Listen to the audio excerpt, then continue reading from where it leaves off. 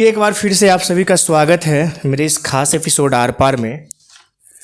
और जैसा कि आप देख रहे हैं कि मेरे साथ अनुराग सर मौजूद हैं।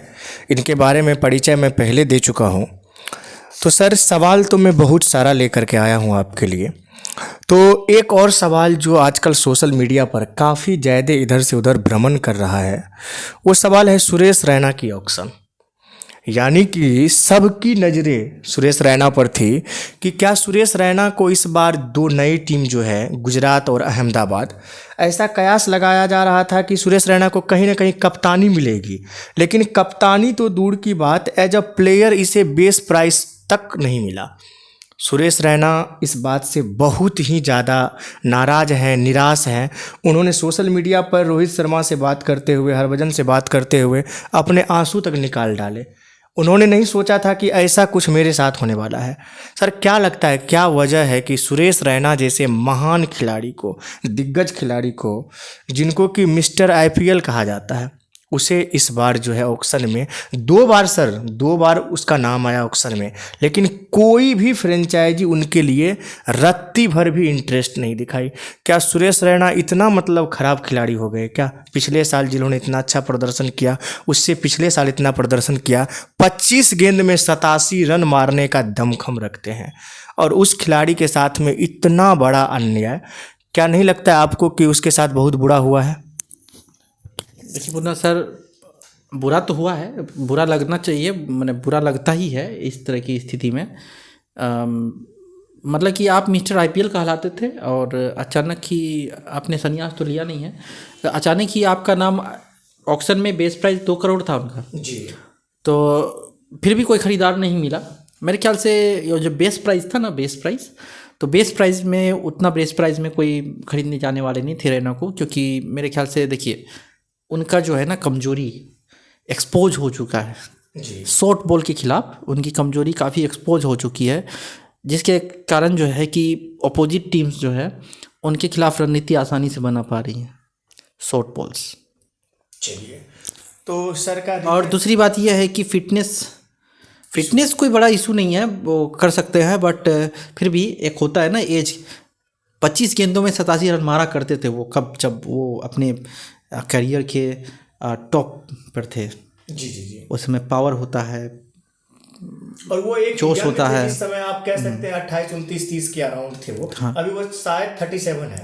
अगर हम लोग सुरेश रैना को भी अगर देखें, अगर बहुत अच्छे खिलाड़ी थे और वैसे भी तो काफ़ी अच्छी पारियाँ खेली हैं, इंडिया को कई बार हार के मुंह से जीत की ओर लेके आए हैं। मैं उनकी रिस्पेक्ट तो करता हूं, लेकिन देखिए टीम्स जो है ना जाना चाहती हैं, यंगर प्लेयर्स को मौका देना चाहती हैं, और उससे क्या होगा फ़ायदा।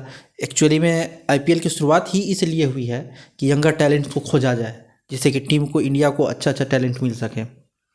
बिल्कुल बिल्कुल सही बात। तो मेरे ख्याल से सब वही चाहते हैं कि यंगर खिलाड़ी ले जो फील्डिंग कर सके अच्छा से, और रैना तो बहुत नंबर 1 फील्डर भी थे, लेकिन फिटनेस हमेशा साथ नहीं देती है भाइयों, ये ज़िंदगी है, और ज़िंदगी में फ़िटनेस तो हमेशा साथ आपको देगी नहीं। मतलब उम्र तो आपका बीतना है, आपकी हड्डियां कमज़ोर होंगी, तो मेरे ख्याल से इस कारण से लोग। तो सर का जो है राय है, आप सभी लोग सुन लिए जो भी हमारे इस वीडियो को देख रहे हैं। तो सर, अगला क्वेश्चन ये है कि श्रीलंका के खिलाफ जो 2 टेस्ट मैचों की सीरीज होने वाली है T20 के बाद, उसमें रहाणे और पुजारा दोनों को टीम से बाहर का रास्ता दिखा दिया गया है। तो क्या लगता है कि रहाणे और पुजारा की आने वाले समय में जो हमारी टीम किसी के साथ सीरीज खेलने जाएगी या खेलेगी सीरीज अपने देश में, तो क्या उसमें रहाणे और पुजारा की वापसी संभव है, या अब उन दोनों को दरकिनार कर दिया गया है? टीम यंगस्टर को मौका देना चाहती है, और हमारे यहाँ वर्तमान समय में इतने अच्छे अच्छे खिलाड़ी यंगस्टर जो बेंच पर बैठे हैं, क्या टीम उसके साथ जाना चाहती है? आपको लगता है कि रहाणे या पुजारा की वापसी टीम में दोबारा हो भी सकती है या नहीं हो सकती? और दूसरा क्वेश्चन मेरा ये है कि शिखर धवन का करियर क्या उम्र के कारण जो है धीरे धीरे ख़त्म होता जा रहा है, या वो अभी भी टीम इंडिया के लिए और भी कई सारे मैचेस खेलेंगे? जहाँ तक रहाणे और पुजारा की बात है जी। तो मेरे ख्याल से उनका फॉर्म तो बहुत ख़राब था। साउथ अफ्रीका में देख लीजिए, फिर उससे पहले कहाँ हुई थी? साउथ अफ्रीका के पहले ऑस्ट्रेलिया में ऑस्ट्रेलिया में हुई थी। जी ऑस्ट्रेलिया ऑस्ट्रेलिया में तो ठीक ठाक ही था सबका फॉर्म, और रहाणे ने तो कप्तानी की थी और ऐतिहासिक टेस्ट मैच जिताया भी था। तो 36 पर ऑल आउट होने के बाद इस तरीके से कमबैक करना। 2 टेस्ट मैच जी के अंतराल में जी ये अब उनका रिटायरमेंट की बात की जा रही है। एक समय में वो हीरो थे और जी। और अभी जहाँ तक याद है सर, जब वो रिटायरमेंट की इंडिया में आए थे तो फूलों के माला से उनका स्वागत किया गया था, स्वागत लोग किया गया ऊपर था। फूल बरसा रहे थे। गाबा फोर्ट्रेस को फतह करने की खुशी, जी ऋषभ पंत की शानदार पारी थी और पुजारा भी डटे हुए थे अंत तक। तो देखिए मेरे ख्याल से उस सीरीज में सर सबने अच्छा खेला, सिराज का अच्छा था प्रदर्शन। एक सीरीज कोई डिसाइडर नहीं होती है कि आप खराब खिलाड़ी, आपका फॉर्म खराब हो गया। ये पहले देखा गया, सचिन तेंदुलकर खेलते थे तो उनका फॉर्म बहुत दिनों तक उनका खराब चला था, लेकिन फिर भी उन्होंने वापसी की और उन्होंने फिर दिखाया। उसके बाद उन्होंने दिखाया, सचिन तो 2010 के आसपास संन्यास लेने वाले थे, लेकिन उनको सौरव गांगुली, शायद सौरव गांगुली ने समझाया था, पता नहीं, मुझे याद नहीं है, किसी ने समझाया कि आप संन्यास न ले, आप खेल जारी रखें। तो उन्होंने खेल जारी रखा। शतकों का महाशतक पहले पूरा कीजिए, हाँ, ऐसा भी बोला जा रहा था कि उस समय शायद उनके कुल मिला के इंटरनेशनल 94 या 95 शतक थे या 97 थे कुछ ऐसे। तो मुझे इसका याद तो नहीं है इस बारे में, लेकिन किन्हीं ने उन्हें सलाह दिया कि आप खेल जारी रखिए, और उन्हें बहुत नेक सलाह दी। और उनको देखिए गिफ्ट के तौर पर धैर्य का धैर्य के कारण उनको 2011 वर्ल्ड कप चैंपियन बनने का गौरव प्राप्त हुआ उनको। तो मेरे ख्याल से रहाणे के साथ मैं नहीं जाऊंगा, लेकिन पुजारा को तो टीम में वापसी करने का मौका देना चाहिए और रहाणे को भी देना चाहिए। रहाणे को क्यों नहीं है? अब एक सीरीज से क्या होता है, एक सीरीज खराब चला गया आपका तो आप फिर से फॉर्म में नहीं आएंगे, फिर रन नहीं मारेंगे, ऐसी कोई बात तो है नहीं। आप एक मैच, आप 5 बार, मैंने टेस्ट मैच तो 5 दिनों का होता है, 2 पारियां होती है, 2 पारी आप फ्लॉप हो रहे हैं, 4 पारी फ्लॉप हो रहे हैं, तो उससे फ़र्क नहीं पड़ता है। आपको मौका अगर दिया जाए तो आप आगे अच्छा कर सकते हैं, कमबैक कर सकते हैं। जी बिल्कुल। युवराज सिंह को हमने देखा कैंसर से वापस आकर के फिर 2018 में शतक मारा था 150 रन। तो उन्होंने शतक जो मारा था युवराज, उनकी उस आधार पे उनको वर्ल्ड कप में होना चाहिए था, लेकिन अफसोस ये बड़ी दुख के कारण थी मेरे लिए। जी।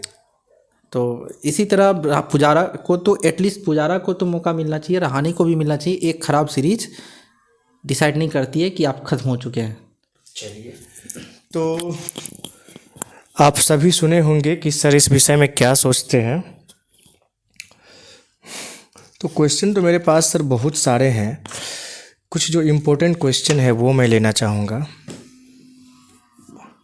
हाँ, तो सबसे पहले ये बता दीजिए सर कि आपका फेवरेट क्रिकेटर कौन है वर्तमान समय में?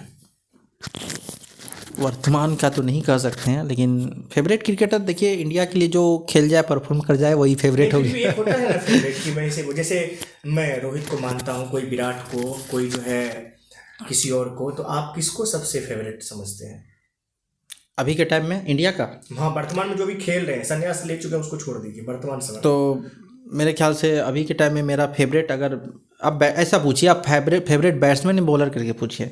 चलिए, क्रिकेटर की फेवरेट बैट्समैन तो अभी मेरे ख्याल से ऋतुराज गायकवाड़ है। जी, ऋतुराज। कौन है आपका बॉलर फेवरेट अभी मेरा फास्टर स्पिनर। चलिए फास्टर बताइए। फास्टर में जसप्रीत बुमराह। चलिए, इसमें स्पिनर बताइए। स्पिनर में अभी रविंद्र जडेजा। चलिए, रविंद्र जडेजा। और ऑलराउंडर के लिए भी पूछा जाए तो रविंद्र जडेजा ही ऑब्वियसली। चलिए, तो बहुत कप्तानी के लिए भी मैं चाहूँगा कि रविंद्र जडेजा का होना चाहिए कप्तानी में, काफ़ी अच्छा कर सकते हैं। मेरा ऐसा सोचना जी, टीम इंडिया के लिए बिल्कुल। चलिए, तो आने वाले समय में इस पर भी विचार किया जाएगा।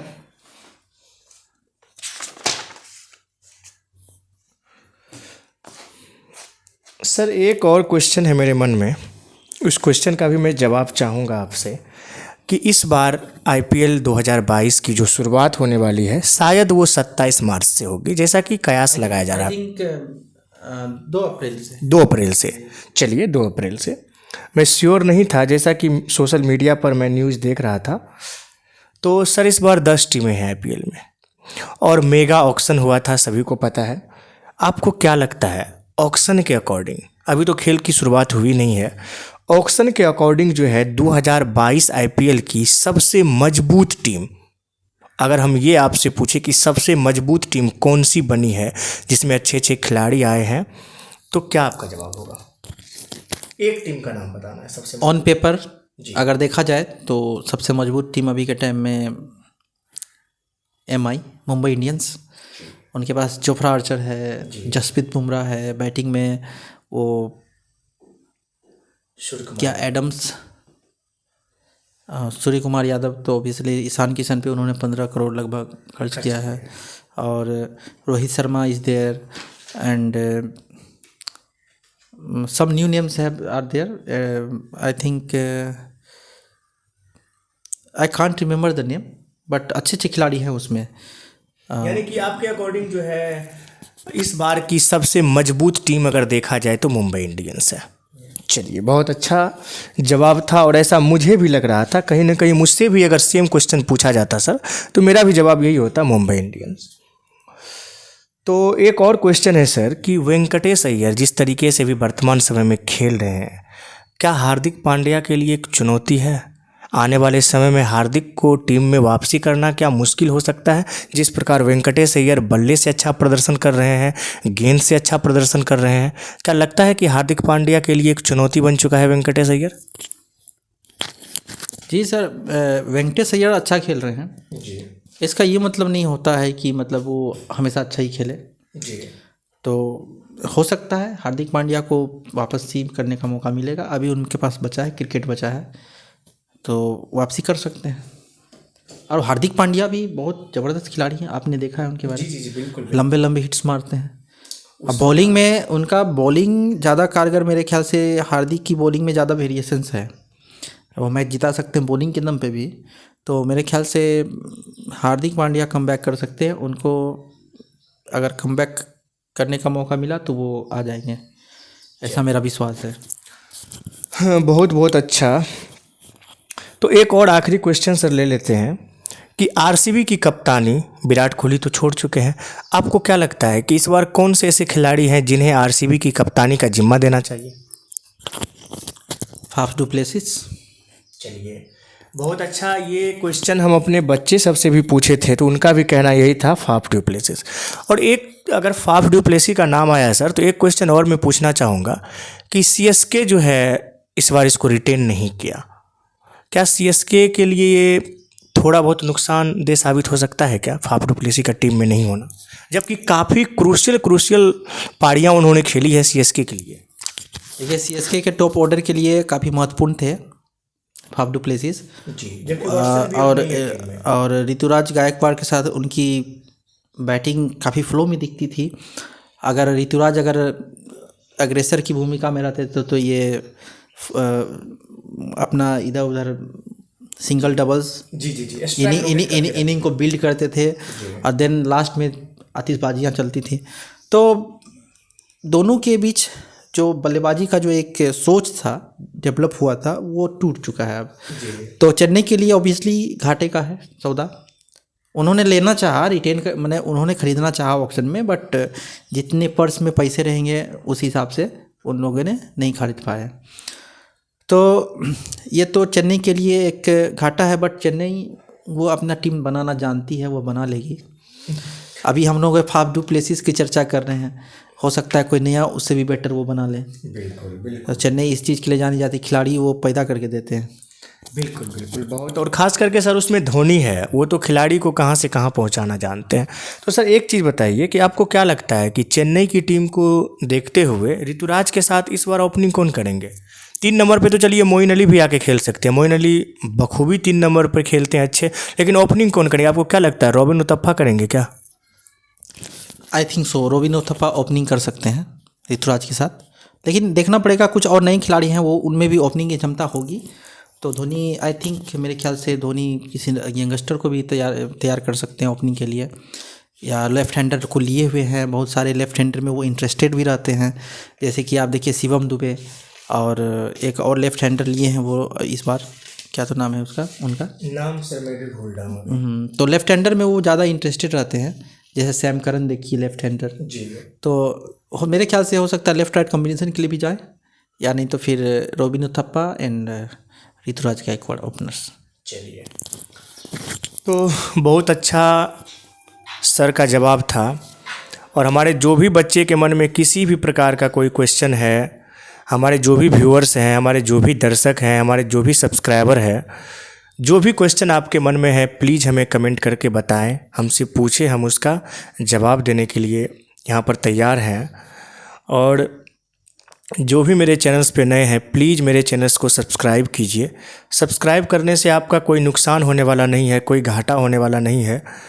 अगर आप सब्सक्राइब कीजिएगा, हमारे वीडियो अगर अच्छे लगते हैं उन्हें लाइक कीजिएगा, तो हमें और मोटिवेशन मिलेगा और भी हम आगे बढ़ चढ़ के अच्छे से वीडियो बनाएंगे और आप तक अपनी बात को पहुंचाएंगे। और आपके मन में भी कोई ऐसी बात है जो आप मुझ तक पहुंचाना चाहते हैं तो प्लीज़ आप हमें कमेंट कीजिए। यहाँ पर कमेंट में आपका क्वेश्चन को पिक किया जाएगा और आपका नाम भी लिया जाएगा कि ये किसका क्वेश्चन है और कहाँ से है, वो नाम लिया जाएगा और बाकायदा इसका उत्तर दिया जाएगा। तो कोई भी प्रश्न आपके मन में है तो प्लीज़ आप हमें कमेंट करें। और जो भी चीज़ आप पूछना चाहते हैं, किसी से भी पूछना चाहते हैं, किसी के बारे में पूछना चाहते हैं तो हमें कमेंट करें, बहुत अच्छा लगता है। तो चलिए इस शो को आज के लिए यहीं ख़त्म करते हैं। अगला एपिसोड में फिर हम बहुत जल्द मिलेंगे, परसों मिलेंगे आप सभी से, क्योंकि परसों जो है दूसरा T20 खेला जाएगा। तो परसों मिलेंगे फिर, तब तक के लिए धन्यवाद।